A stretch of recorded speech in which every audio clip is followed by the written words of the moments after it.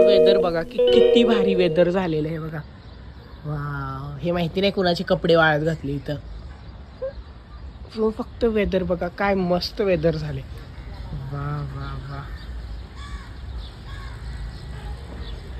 एकदम भारी वातावरण आहे आमच्या जेजुरीतलं खरंच. पाऊस पडतोय, पाऊस उन्हाळ्याच्या सीझन मध्ये. Hi and hello guys, welcome back to my channel. तर पहिली क्लिप तर तुम्ही बघितलीच असन. बघा तुम्ही जेजुरीत किती पाऊस पडतो आणि वेदर तर एक नंबर झालेलं आहे. मग संध्याकाळची वेळ झाली आणि पप्पा पण संध्याकाळी ऑफिसमधून घरी आले.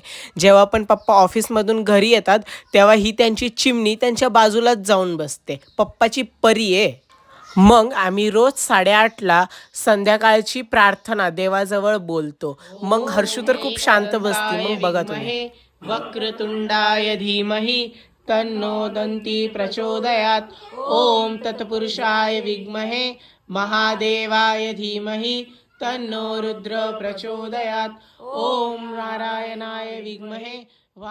मग जेव्हा आम्ही प्रार्थना बोलत असतो तेव्हा हर्षू पुस्तकामध्ये बघून काही ना काहीतरी बडबड करते. मग वेळ येते संध्याकाळच्या जेवणाची. संध्याकाळी जेवायला होती खिचडी, कढी, मिरची, शिरा आणि कांदा. जेवण तर खूपच टेस्टी होतं आणि हर्षूची तर वेगळीच मस्ती सुरू होती.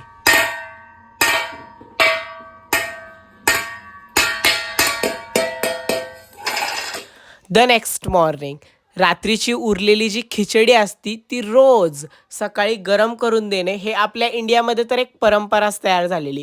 मग मी खिचडीसोबत पप्पाने आणलेलं ड्रॅगन फ्रूट होतं ते पण खाल्लं. त्याच्यानंतर मी बसलो अभ्यासाला. युनिट आणि मेजरमेंट हा लेसन पूर्ण वाचला. त्याच्यानंतर मी गेलो क्लासला जाताना हे बघा काय झालं माझं. झाली ना, घरी जायचं गपचूप आपल्या. हां, तू पण ऐ, झोप झाली ना, घरी जा गपचूप घरी. हां, घरी तिथं नाही.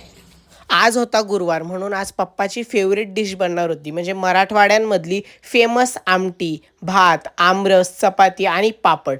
जर आजचा व्लॉग आवडला तर लाईक, शेअर आणि सबस्क्राईब करायला विसरू नका. Bye bye.